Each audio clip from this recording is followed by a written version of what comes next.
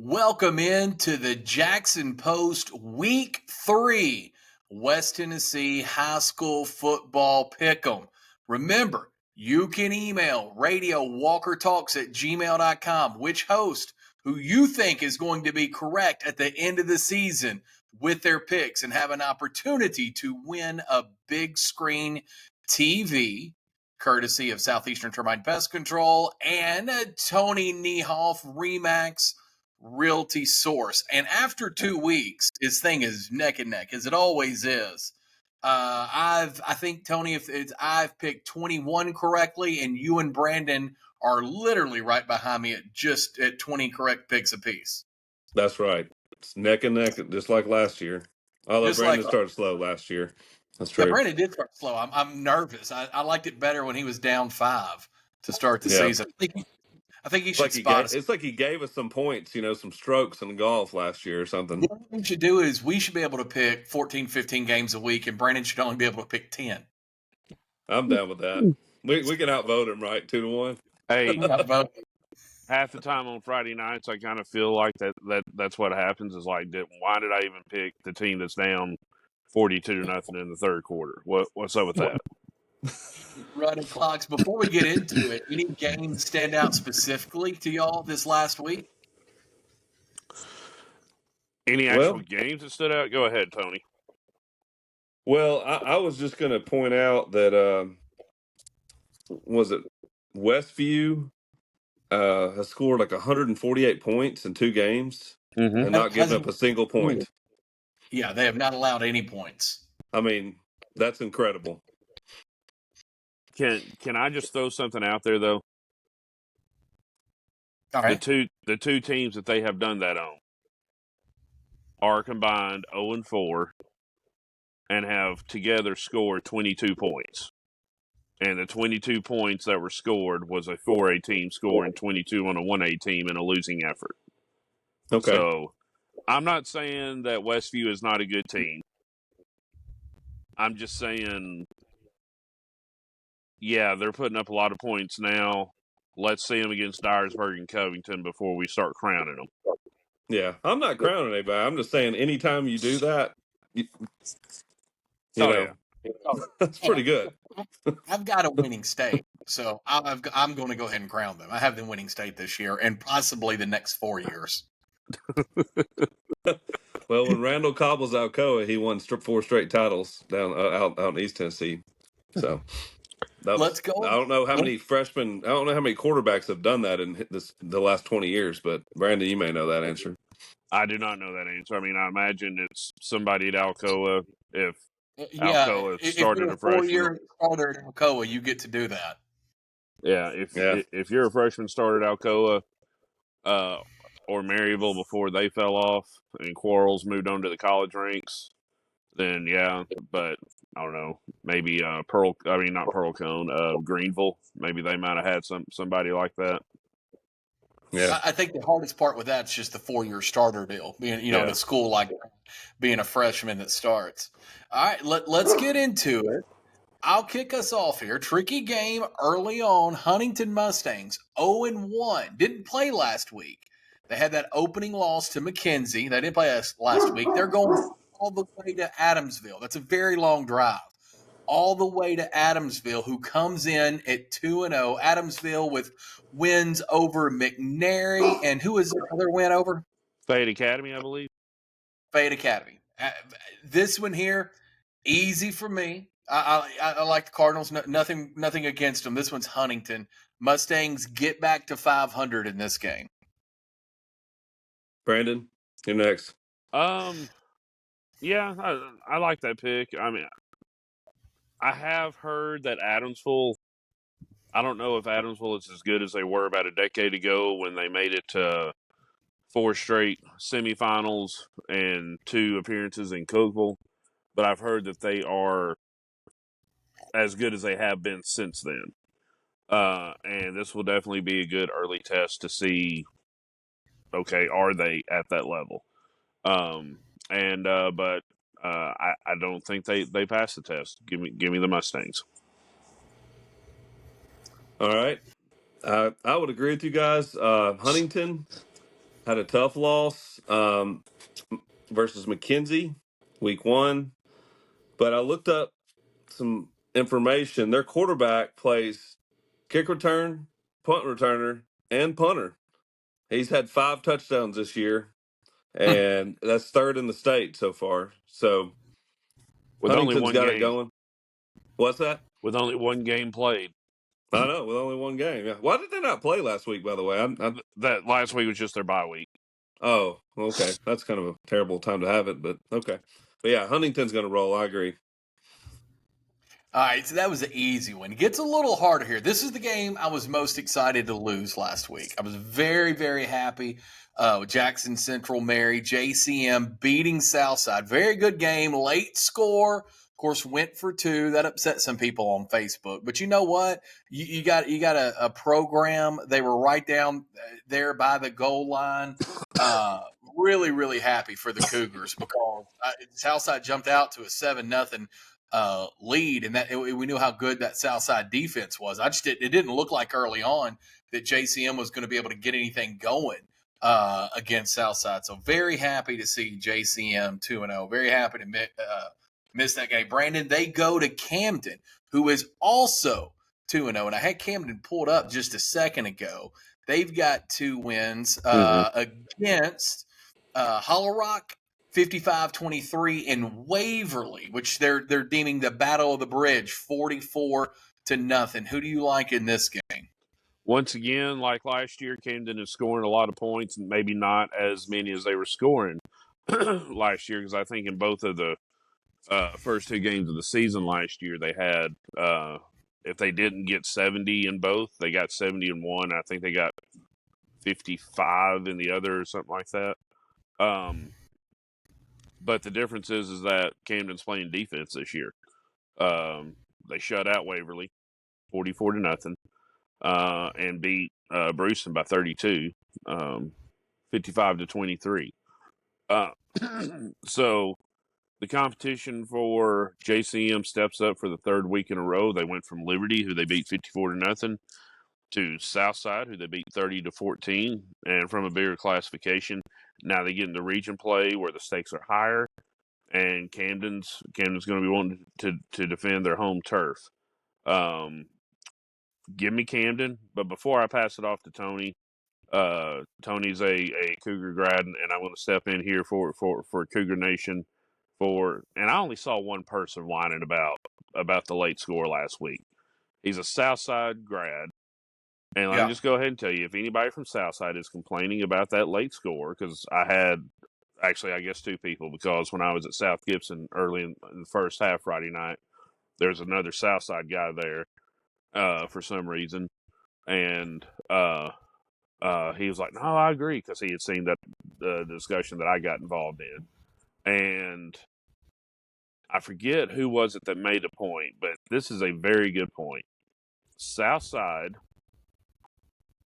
fans need to hold back. Need to hold back when they're down by 1 possession and somebody scores late to go up by 2 possessions at the end, when they've got a basketball program that probably has ticked off a few people here in the last few years, because as good as Southside is, one of the reasons that Southside girls basketball is as good as they are is Brent McNeil keeps the pedal to the metal with that team. They are pressing all game long, every game, for 30, 35 games a season. And even if they're up by 50 or 60 on Liberty at halftime, he doesn't have the starters in. He's got the 3rd string in, but they're still pressing. And you could make the very same argument against that. So Southside fans, if you're mad about the score last week, calm down, because you just lost by 16 instead of 8. It wasn't like somebody was already up 30 and they just wanted the run and score win there. So, all right, I'm done. Off my soapbox. It's all right. A loss is a loss, whether it's 71-2 or 21-20 in my book. So yeah, thank you for the handoff. This was a tough game. I mean, JCM has improved tremendously. They're not the JCM of the 90s when I was there, but I look back, and the last time JCM went 3-0 was in 2007, and they finished 7-4. The really last good season they had was when they went 10-2 in 2004, and they actually went 6-0 that year and lost to Haywood in Week 7. Now, is this the JCM from 2004? I don't know. Maybe it's definitely not the JCM from the 90s, but they're on their way back. It seems. I mean, I think that they've got dudes now. They've developed players. They've got a deep roster. The first year they played, they didn't have enough players. I think they wear Camden down. They have more players than Camden. I think they double them up on the amount of roster size. It's going to be tough to win on the road, but I think they'll pull off a close game against Camden. Go Cougars! I like that pick, Tony. I like JCM. I said I was going to root for them all year long, and I want to. Camden does. They play. They're like one of the. What do they say? Styles make matchups, right? Mm-hmm. Camden is. They just go and go and go. But I'll tell you what. JCM proved something to me last week. I don't love this pick because my head's telling me Brandon's right. But I didn't go with my heart last week, and it cost me a game, and I was happy that it did. Give me the Cougars. I'm not going to run against the Cougars this year. Give me the Cougars in this game. Something a little different about them. 3-0, first time since 2007. It's actually further than that, Tony, because I was doing the research for the post route. 2007 was the year that the program kind of took a downturn. But 2004 was the last time they were 2-0, so it's probably that year was the last time they were 3-0. I didn't bother to look at what they did week 3. It's been a while though. I mean, 2004 is 20 years. So, right. It was also the senior season for head coach Eric Turner. Okay. So wow. Well, that had a lot to do with it. Yeah, and then they played Germantown. I think he'll remind these boys that he's probably going to talk about that stuff. We're I don't know what he's saying, but I mean, he should. I was in their locker room on Monday and talking with him and a couple of players, and the players did not act shocked when he mentioned that. When I asked, when was the last time y'all were 2-0? Do you happen to know off chance? He said, I know we were my senior year. I don't think we have been since then, because the couple of years after he graduated, they were still good, but they had Germantown in week 1 and they lost both of those games, that home and home series. Mm-hmm. So he knew they didn't go 0-2 or 2-0 after that. Yeah. Yep. That used to be the rival. Well, I think one of those games they lost 3-0. I was looking back and I couldn't believe it. That's crazy. Yeah, that was the 06 year. Yeah. All right, Tony, you've got the next one here. Peabody starting out 0-2 out of the gates, going to Riverside 1-1. Of course, Riverside had that tough opening loss to Collierville, which no shame there. Nice, comfortable win last week. This game's in Decatur County. Who you going with here, Hoff? Peabody's they're investing in their program, like I said last week. Unfortunately, they're 0-2. The private schools in Jackson have beat them up. Then they got to go to Riverside. Talking about a bad schedule. I mean, good luck, guys. I've got Riverside on this one. Yeah, this shocks me that Peabody's going to be 0-3. Shocks me to say that. Shocks me to think that after just a few years ago. Now, they did look a little better against Jackson Christian than they did against USJ. I don't know if that's the improvements made week to week by Peabody or just USJ is that good.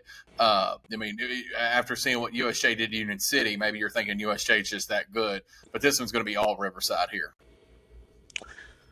Are y'all aware of what Riverside's defense did last week at Lexington? 35-0 was the score, right? 35-0 was the score. Lexington did not get a single first down. Lexington moved the ball a total of 13 yards. Wow. 13 yards.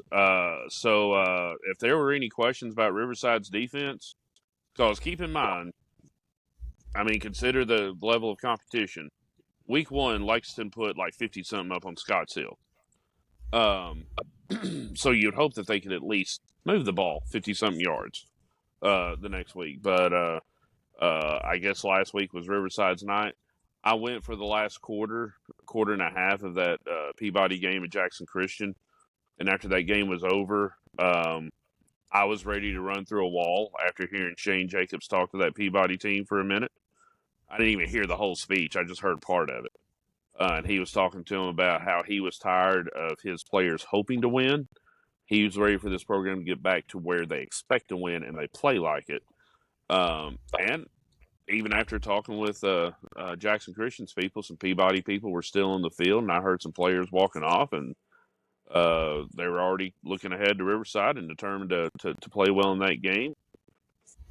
After having said all that, give me Riverside because they just appear to have picked up where they left off back in December when they won state. Yeah, they look good. And think about this, Shane Jacobs, who's one of the very best coaches. I mean, he's the top 3 coach in West Tennessee, could have a team 0-3. Yeah.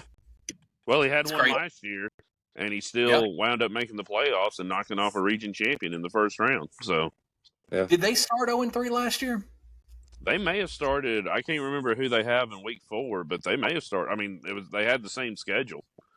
Okay. And USJ beat them, Jackson Christian beat them, Riverside beat them. And I remember like week 4, week 5, listening to Shane's interview on Friday morning with Steve Heyman on 93.7, and they're talking about having their backs against the wall in a must-win situation just to stay in playoff contention before, and we weren't even out of September yet. So yeah, that just goes to show just how tough of a schedule they've got this year. I think they need to stop playing the Jackson private schools and schedule somebody else. Well, iron sharpens iron, Tony. There is that. Well, if they want to be like the Florida Gators, I guess, No, I'm just kidding. So. Well, the problem there is that Florida got whooped by a team that's not on the level of USJ and Jackson Christian when we're comparing college to high school. I'm just saying it's a murderer's row schedule, and I get it. You want to play tough teams, but you kind of want to get an early W if you can too. So, see, I don't know. I like what Riverside does. Think about that game last year, Carterville beat them handily. But then there they go the rest of the season, knowing that's going to be the best opponent they see all year long is going to be that Carterville team. And here they go all the way to a state championship. I kind of disagree, especially if you're a smaller school.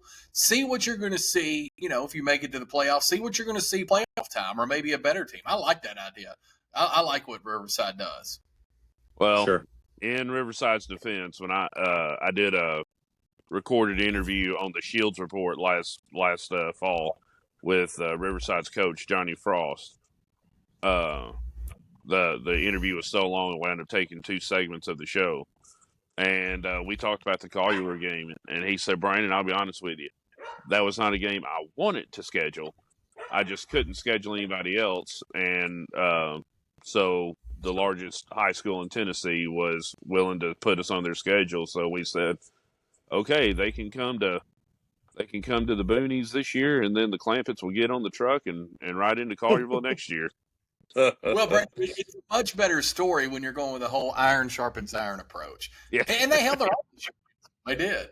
All right, so we're going to move now. We're going to move to, hold on here. Yep, I found my spot. Region 7, 3A. Ripley, 0-2. Going to Bolivar Central. Now, Ripley has losses. Let me get it pulled up here to Jackson Southside. 16-11, and then they got a loss to Crockett County last week, 23-14. Going to a 1-0 team who does have a win. I believe it's over Fayette Ware, if my memory's right. Yes. Okay, yeah. Going to this one, I guess I'm up first on in Bolivar. Boy, this is a tough one. This is a hard one. I'm going back and forth with this. I'm going to go with the Tigers here. Very good. Yep. All right. So next, I'm going to take Bolivar Central here. This is hard to pick up. I'm going to give me Bolivar here. You know what? Give me Bolivar.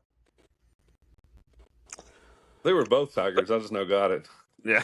Yeah. I'm sorry. You would have wrote that down no matter what. I was hoping Brandon would say. I was kind of wondering what. I was like, oh yeah, okay, they are. All right. Go, Brandon. All right, so there are a number of communities that people like to refer to around here as you just know that they're going to have athletes every year. Mm-hmm.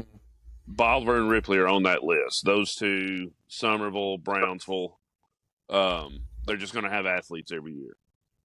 They could have the worst coach in the history of football coaching them, and I'm not saying either of them do. But they both do have new coaches this year, so they're both in similar situations. I guess maybe Ripley had a little bit higher of a jumping off point since they made the playoffs last year, and Bolivar fell short of that. So I'm going to say just because they've been so close to winning the last 2 weeks, because they led Crockett for a big chunk of that game last week, and then Crockett kind of came back and took the lead there late. They've been so close to winning. I think they get over the hump this week, and Ripley wins. Also want to mention Bolivar. Last week they didn't play. That was not their bye week. There were a number of games in Shelby County and around Memphis that did not play last week. And Bolivar. What's that? Was that a COVID thing? Some schools around here. It was storms were blowing through right at 7:30, 8 o'clock in Shelby County and surrounding areas. I guess they never came up here toward Jackson. Medina was full of clouds before it got dark, but it never even lightened here. Lightninged? Is that a word? Anyways. Ish. But we haven't Bolivar seen much rain lately, so I can see how you could forget. So. But Bolivar will have another Friday night where they won't have a game. But they were supposed to play, I think, Fayette Academy last week and didn't get to play. So you're going to play off? Yeah. So we got Chuck with the Tigers and Brandon with the Tigers, the different Tigers, though. Right. Chuck, you're right. I mean, this is one of the ones I mentioned before we got on the air that I was kind of like, I'm not sure on this one. I mean, you look at the history. Bolivar has lost 3 straight to Ripley. They've all been pretty competitive games. A couple of them got out of hand. But, I mean, the home team, I don't know. I just feel like Bolivar's going to pull this out. I don't know why. I just feel like that they're just going to rally behind them and pull out a close one and stop this losing streak. Because historically, I mean, these teams have played since I was in high school. I mean, It's been like, it goes way back. I don't really remember either team dominating. It's always been pretty competitive, and there's just I believe I'm gonna go with Bolivar. Yeah, among those towns that I listed before I made my picks, Brownsville usually is one of the better teams in the area. Fayette Ware is usually one of the worst teams in the area. And from year to year, almost decade to decade. Meanwhile, Ripley and Bolivar just seem to kind of float up and down. One year they'll be one of the best teams. I mean, when Woodrow Lowe had Bolivar, they were one of the best programs in the area. Had 90, almost 100 kids on the sidelines. And then less than 2 years later, they're going 2-8. And Ripley's not far off of that kind of differential. Bolivar doesn't have a track in their end zone, so that's another reason I'm picking them. Seems fair. Brandon, I feel as if you doctored the schedule. You're getting the easy games when you pick first here. Dyersburg, 1-1, going to Covington, 2-0. Covington's another town you should have mentioned. They always have. I mean, they're always good. Dyersburg too. Yeah. Dyersburg, Dyer County. Yeah, they're one of those towns. They're always good. Dyersburg going to Covington. Covington 2-0. Who do you like here? They're not always good, but they're always athletic.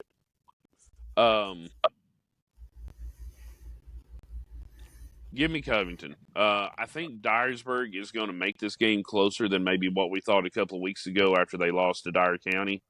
But I think Covington is going to prove tonight or this week that they are the class of that, or they are them in Westview are the ones to be looked at as the class of that region. And Covington's going to make that first statement tonight. Also, the first edition, maybe not the first edition, but the state top 10 rankings came out on Monday of this week. And this Covington-Dyersburg game, I think, is the first top 10 matchup in West Tennessee this year. Because Covington is ranked number 3 in 3A, and Dyersburg, I think, was ranked number 7, number 8, somewhere in there. Okay. Cool. Well, Brandon, I like that pick. I'm not going to say not so fast, my friend, because I actually agree with you on this one. Covington has not given up a point this year, just like Westview. So I'm not But sure what they're doing on defense. I haven't seen them in person, but I'm rolling with Covington. Yeah, I'm going to go Covington here too. Although Dyersburg always, like you said, especially in the bigger the game. But yeah, give me Covington here. Yeah, should be a good game, but Covington will pull away for sure. And those two shutouts are against 5A teams, rivals in their county. Munford being a good team who shellacked Millington last week, and Brighton who got shellacked the week before by Henry County. So, but we may still see that they're better than what they've shown so far when the competition drops a little bit. Right. Any shutout in football at any level is not easy. Even when Bama plays Western Kentucky, I mean, I think they did do that. So DeBose had, or not DeBose, what's his name? That's an old coach. Who's Alabama's coach? DeBoer. DeBoer, yeah. I think that was the first shutout and the first coach to Alabama team since they beat Union in the 30s. That's possible. I saw a post about that. So anyway, all right, Tony, you get this next one here. Going to Region 6 4A, Hardin County, 1-1. Going to South Gibson, going to Madonna, to the Hornets Nest, who's also 1-1. This was another one of those games. I think I told you there were 5 or 6 on here where I looked at because we scheduled this podcast today, and I was like, well, I guess we better look at this.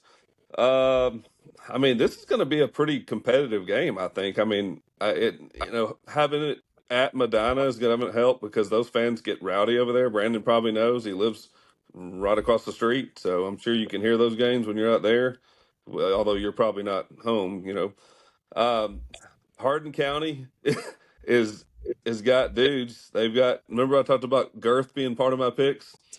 This is where it comes in. Girth is going to overtake South Gibson on this one. Hardin County was 12-1 last year, and South Gibson keeps it close, but they're gonna wear them down.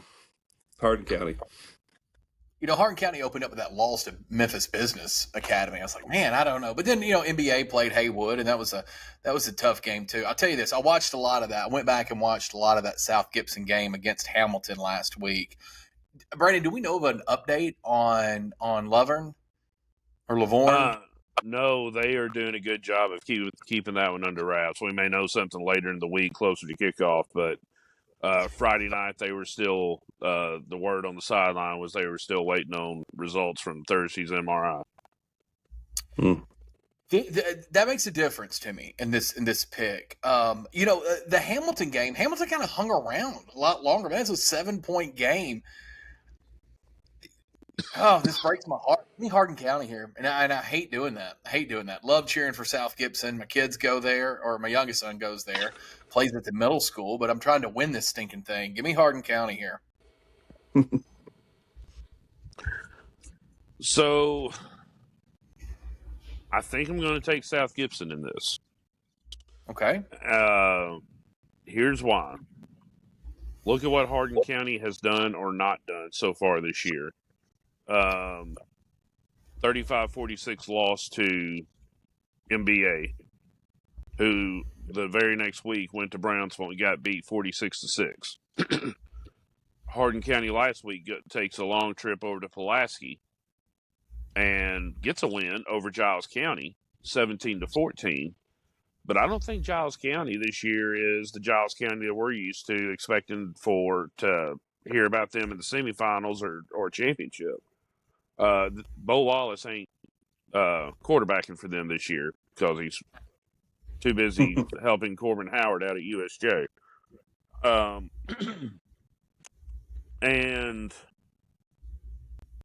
I mean, South Gibson, what I saw out of them, for the most part, they did a decent job of staying calm in a flag-riddled game against Hamilton last week.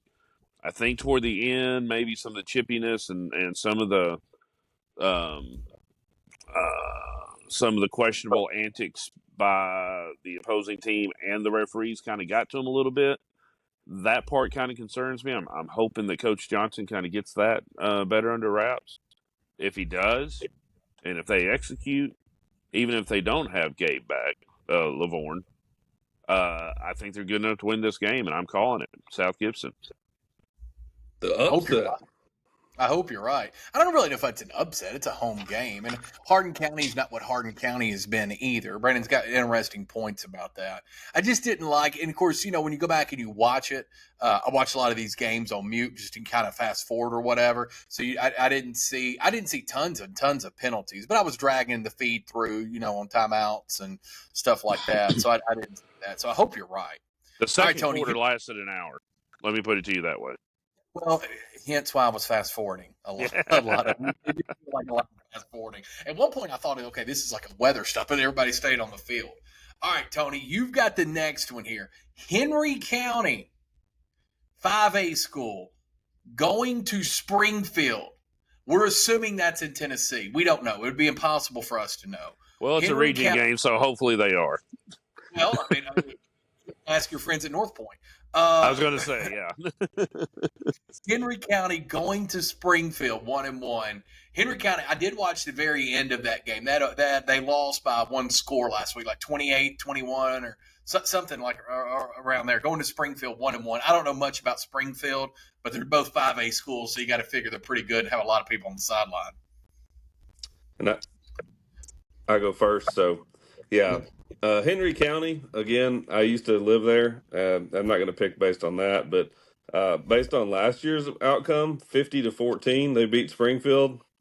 I don't really think they've changed that much. Henry County is a perennial powerhouse. This is an easy pick. I mean, I think I'd be on drugs if I picked the other one. Yeah, I'm actually picking Henry County in this one, Tony, because you live there.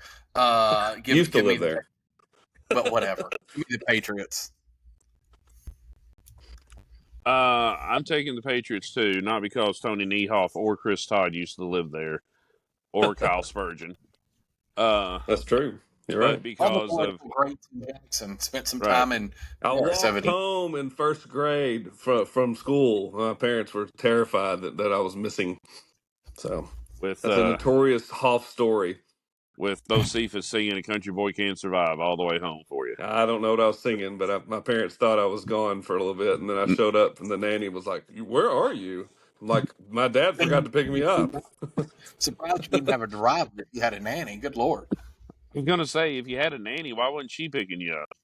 She watched me till my mom got home. She worked at Walmart. My dad was the store manager at Kroger, and he was overwhelmed because a tornado had just taken the roof off that store that year. I remember getting in the bathroom and doing the tornado drill. Yeah. So Okay. anyway, but yeah, I'm taking Henry County just because, and things may be different this year. This is the first week of region play, but Henry County is usually competing at the end of the season. If they're not winning, they're competing for that region championship. So typically, most years they're going to be better than Springfield, because Springfield usually is competing for a playoff spot, whereas Henry County is usually competing with Beach and/or Hendersonville for that region championship. So, give me the Patriots to take this early game. I bet they wish they were in some of the West Tennessee regions, because going against Hendersonville and Beach, that's not easy. Well, when you're a 5A school, Yeah, it I'm makes pretty it sure hard they were. Yeah. Yeah. Anyway, All right. So moving I've got the next one. Non-region matchups. Union City, which I picked USJ last week, and I was glad that I did. But man, they took it to Union City, and I watched that game on a Union City YouTube feed. And Lord, they were giving the coach the business about not playing some kid. It was on YouTube, and you could see the comments or whatever. I was like, "Good Lord, I don't know much about Union City, but Wow. Noah Spencer, phenomenal as usual." They're going to Dyer County 2-0. Dyer County opened up with a big win over Dyersburg. I would never bet against the Choctaws, never again. Not after week 1. Give me the Choctaws going away here.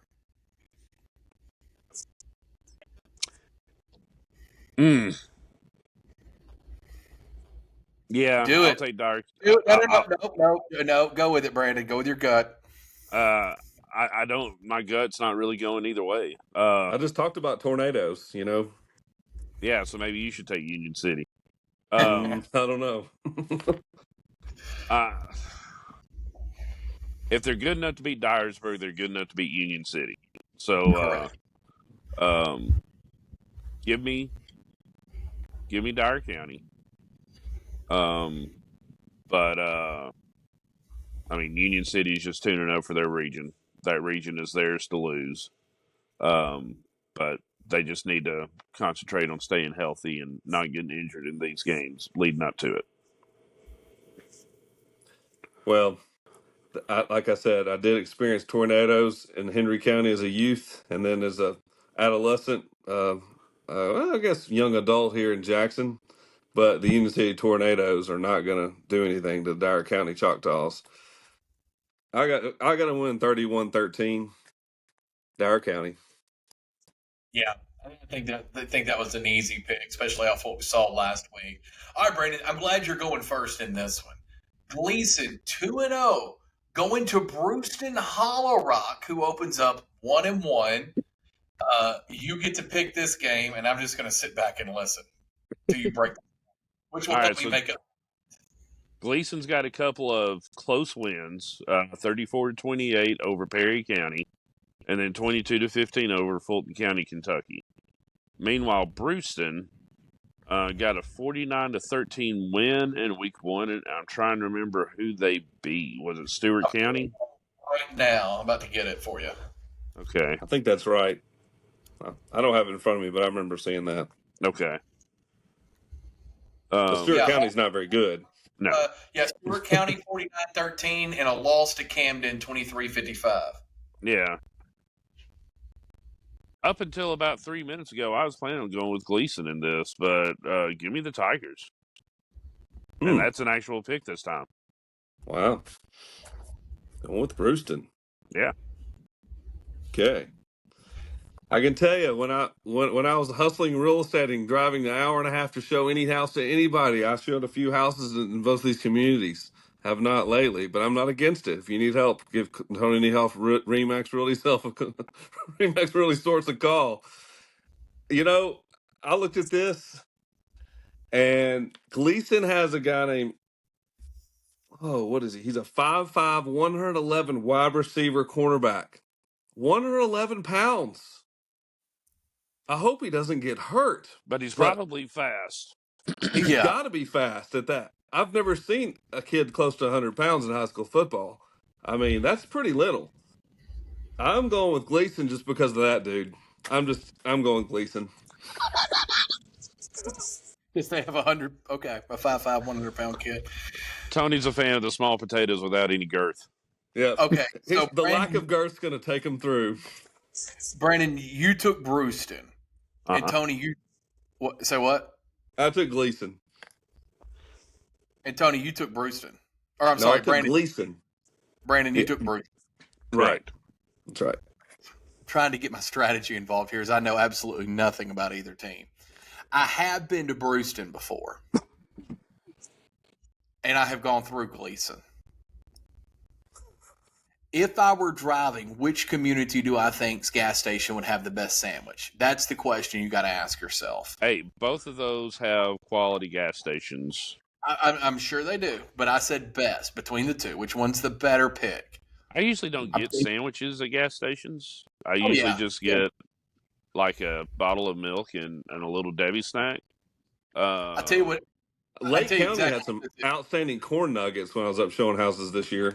So I love, but we're not picking that. I love corn nuggets, but I can tell you this. Here's why I'm going with Brewston. I can see the gas station in my head. As soon as on the corner, on the left corner, they've got one of those things, and this is for Herman Cain here. I loved Herman Cain. Godfather's Pizza. Give me Brewston in this just because of that gas station. And Godfather's Pizza is baller. It's really good. If they have the better gas station, they'll win this game. Heard it there. All right. All right, Hoff, you're up next. You're picking my alma mater, Crockett County, going to Lexington. Crockett County coming in 2-0, going to Lexington. Coach Carr's team. Now, I did not know. I knew they didn't score a point, but I didn't know they only got 13 yards last week. Derek Carr left Milan to go to Lexington. An offensive-minded coach was the quarterback at UT Martin. Really good coach, really good quarterback. Who do you like here, Hoff? Both these teams have spent a lot of money on football stadiums. That they definitely have a lot in common regarding that. I've heard both communities talk about that. Um, Last year, Crockett won 37-10 is what I have down. So, and like you said, Lexington absolutely got slaughtered by Riverside, although Riverside's fantastic. I did not know the yardage situation until Brandon told me. I have more friends in Crockett. I live a lot closer to Crockett County. I could almost hit a driver there. I'm pretty close to the line. And I'm going with Crockett County. They're going to move to 3-0, and they're going to beat Big Red in Lexington. You know, the Crockett County community chat before the season started was very active about this football program. I like Coach Ward a whole lot there. Had this team with all the hubbub that was around that week one game leading up to that week one game, to have this team 2-0 with wins over Ripley and a win over Northside is very impressive. I think the Cavs roll here. I look for them to stay hot and go to 3-0. I'm almost wondering if Lexington is going to come out just to make a statement that, yes, we can move the ball and we can score points. And I think that they will not just roll over and lay down and get trampled like they did last week. I'm not saying Riverside is better than Crockett because I don't know, and we won't get a chance to really find out. But I'm saying it. okay, I would say they are. but I think Crockett does win. I could see it being close, or we find out that they've got definite problems on offense and they need to and if there is any problem with them on offense systemic, that problem is probably they've been 16 years under Bryant Hollingsworth where they throw the ball 8 times a season, and now Derek Carr is coming in and he wants to throw it 8 times a series. And you know, there may be a good bit of transition that needs to happen there that they still haven't made yet. But who knows? I could be way off, and they could come out with a strong showing. Heck, they could even win. But I'm taking Crockett. This next game here, who is this? Is this me? Yeah, this is me here. Good. Yeah. Chester County 1-1. I tried to tell you last week, Tony, when they went to Milan. Chester County 1-1, going to McKenzie 2-0. Who I did get an email from or a text message from. Can't believe you picked Huntington over McKenzie. Looking back on it, I can't either. I'm all Rebels here. McKenzie, bigly in this game. Yeah, I agree. In fact, I picked Chester County to get beat bigly last week, and they did. No reason to think it's not going to happen again this week. But I mean, don't take that wrong pick in week one so personal, because I mean, Huntington or McKenzie did need a late field goal or a late score to win that game. So, but yeah, McKenzie's going to win this. They shouldn't have any problems doing it. Well, you know, there's that beer called All Day IPA. I don't know if Chester County's coach drinks, but he may want one after this game. So, because it's all day in McKenzie on this game. Yeah, that was a pretty simple one. Now, Brandon, have fun with this one. South Fulton 1-1, going to Tipton Rosemark Academy. Who do you like here? And I will ask this an emphasis on this, and why? All right, so Tipton Rosemark got a 34-0 win over Gibson County last week. That actually impresses me a decent amount. I wouldn't have even put this game on here if that game was competitive or Tipton Rosemark had lost. South Fulton is kind of expected to be. I'm still not convinced that Lake County isn't going to be the second best team in the Region 7-1A, but South Fulton is thought of by people who live closer to that area as being the second best team in that region. And they've been good the last couple of years, but I mean, I forget who they beat 40-22 the first week. Last week they beat Fulton County, Kentucky. It was a Kentucky team, Ballard Memorial, 40-22. Okay, Ballard Memorial. I think that's the equivalent of like a win over a 2A team. And then Fulton County, Kentucky. I mean, the three of us could put together a team and go beat Fulton County, Kentucky. That's usually a good, easy early win for Gleason or South Fulton or somebody up there every year. Because Mayfield it gets all the players up there. So Right, yeah. So, I mean, I don't fault South Fulton for what they have accomplished so far, but they haven't really accomplished it against anybody yet. Whereas Tipton Rosemark, after last week, I said last week Harding Academy may be a pick to challenge TCA and Jackson Christian in region play.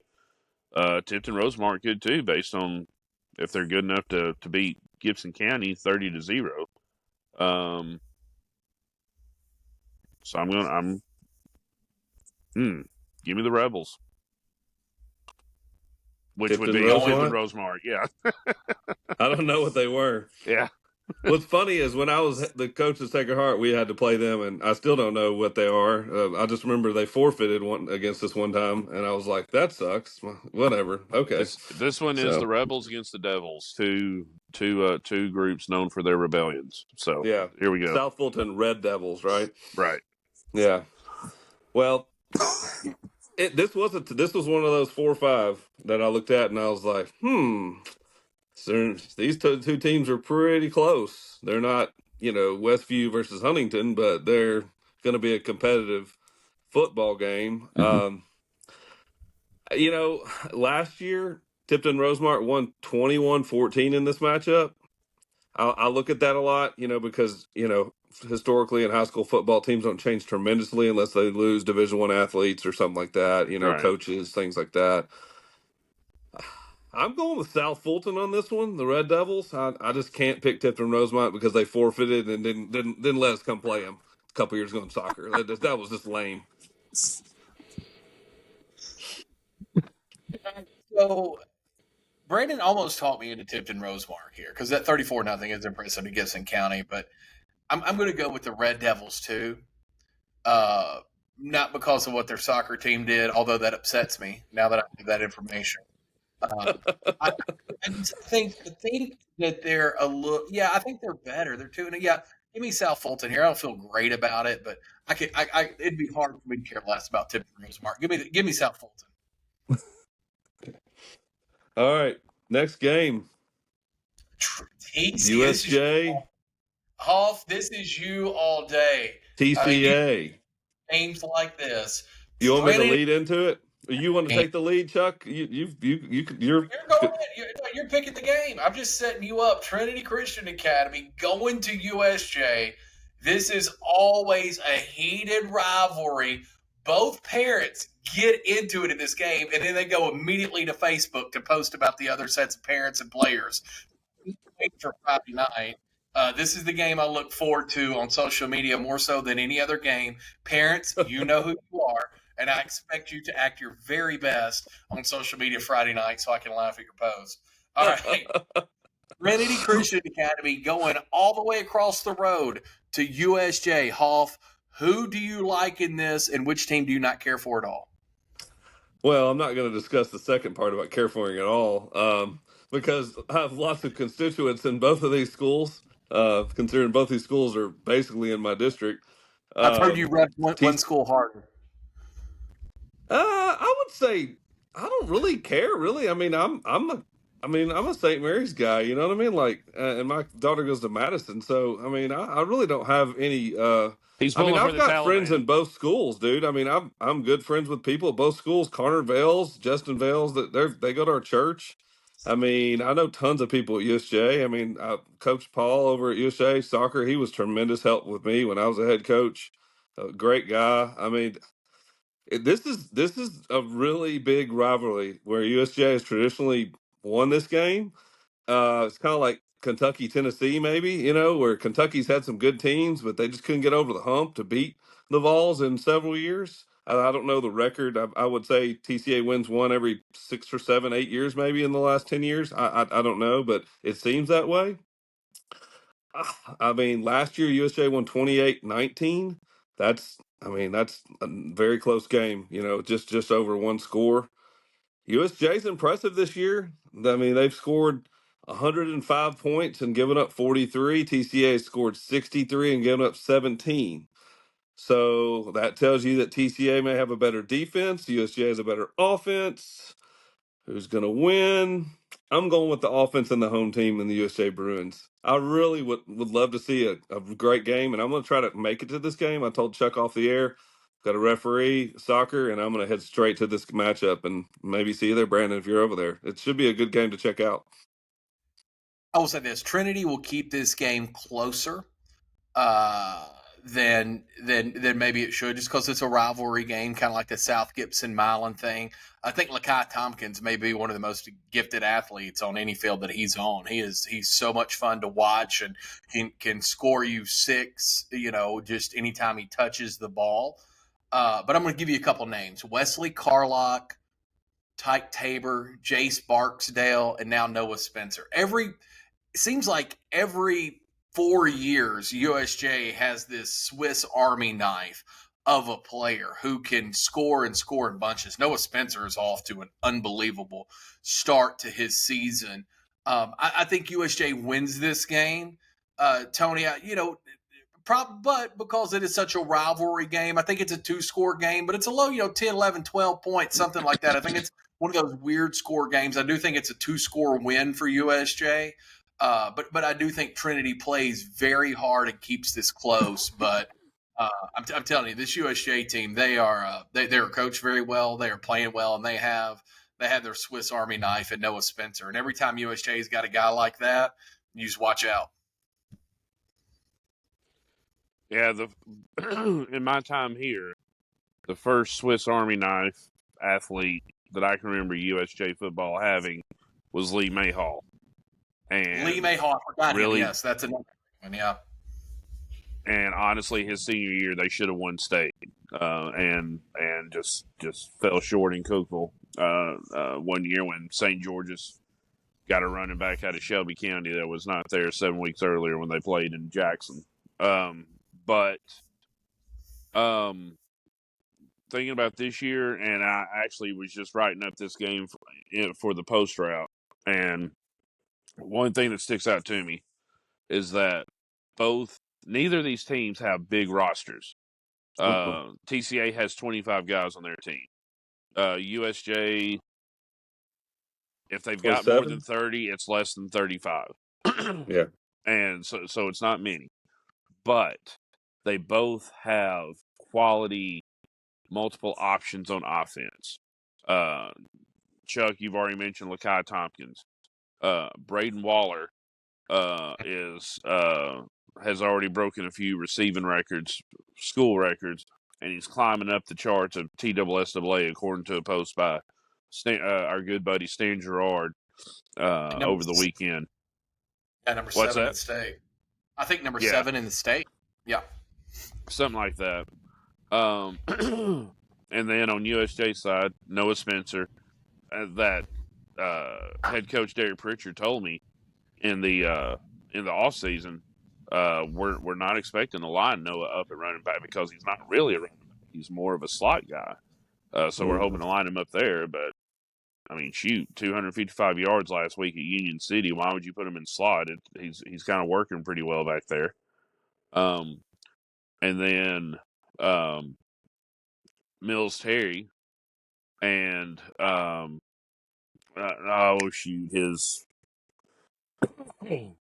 the other receiver's name is, I want to say Alex is his first name. They got a two-headed monster in the passing game that Corbin Howard can throw to, and so both defenses are about to get tested, and the numbers suggest that TCA has a better defense. I mean, they held Chester County to 14 points in a loss, and then 7 points at Franklin Grace last week in a big win. But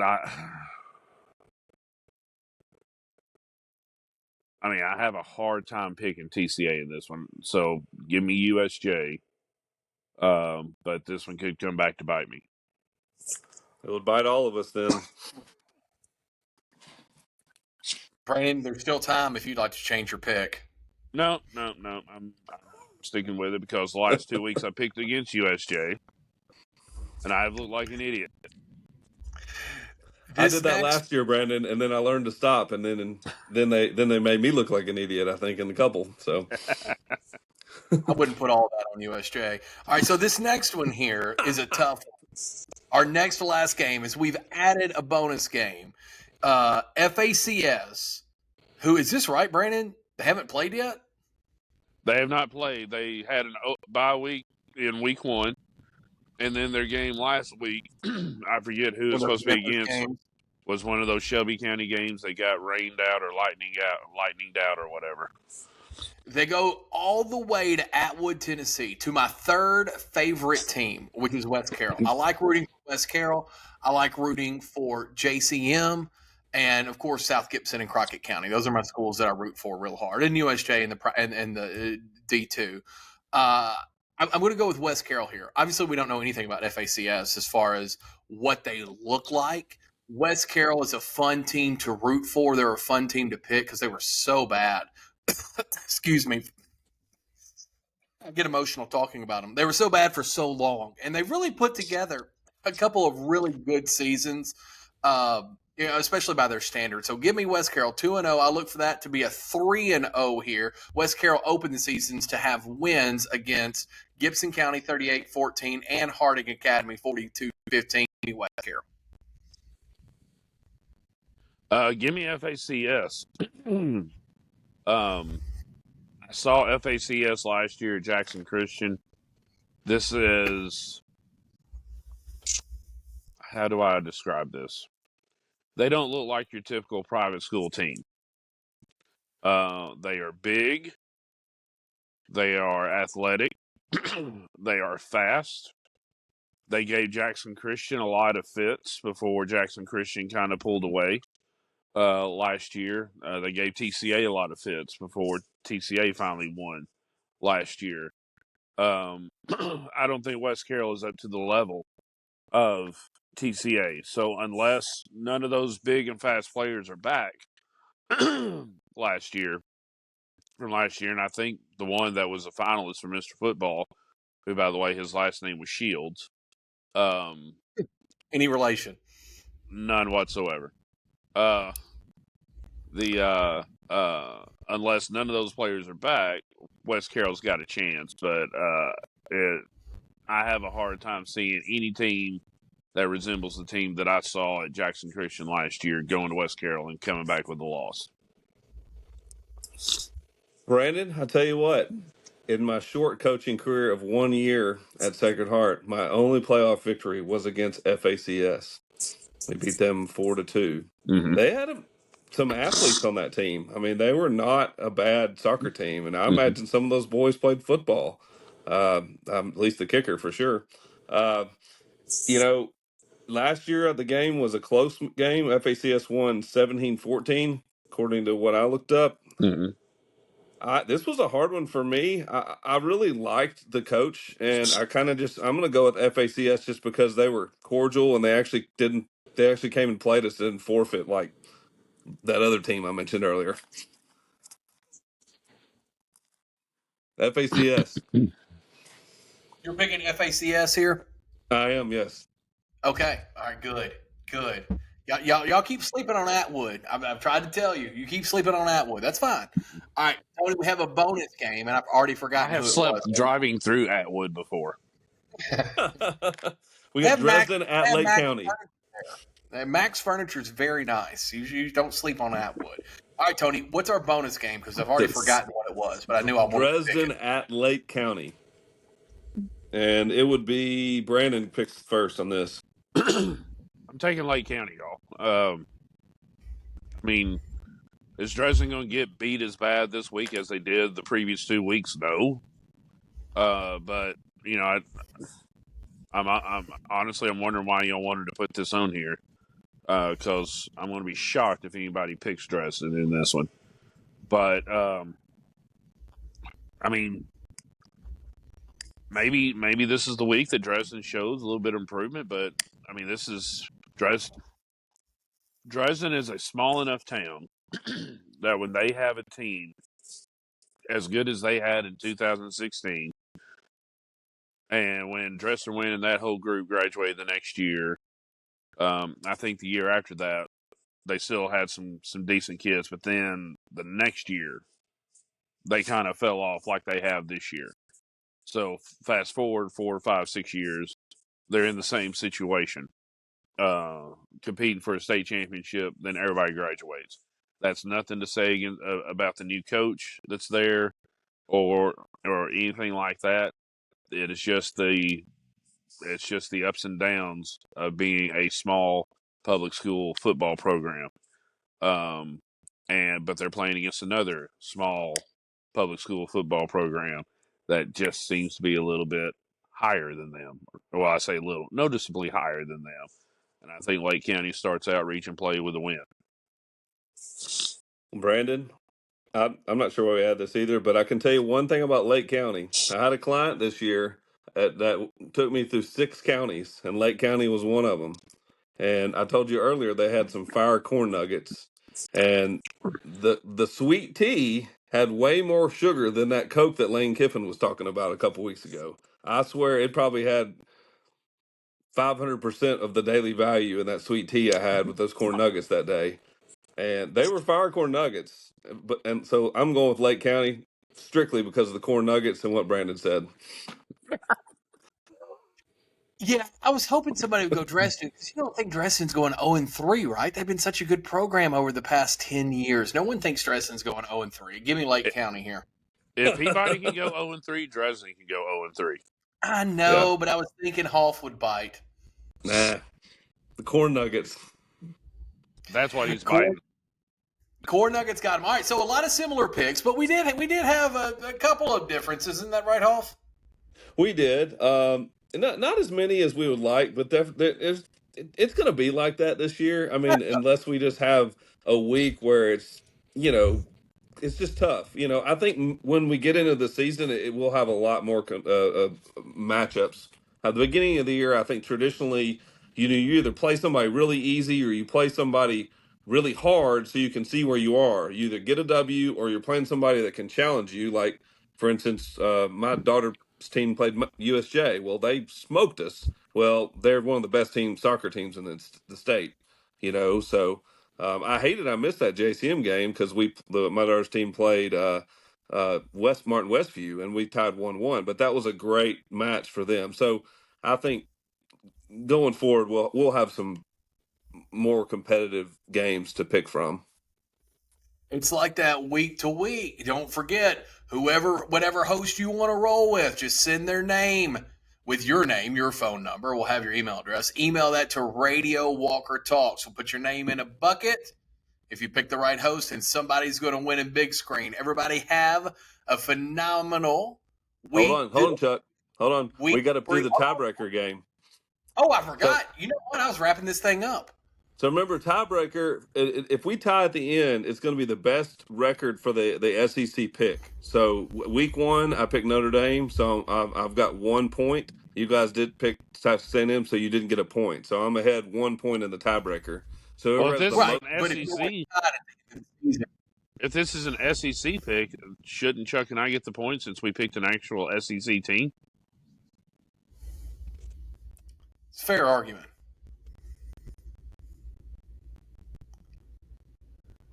Oh, no. Did he log off? I think the Hoff is. You know what? We'll just have to do a tiebreaker next week. Everybody have a great night.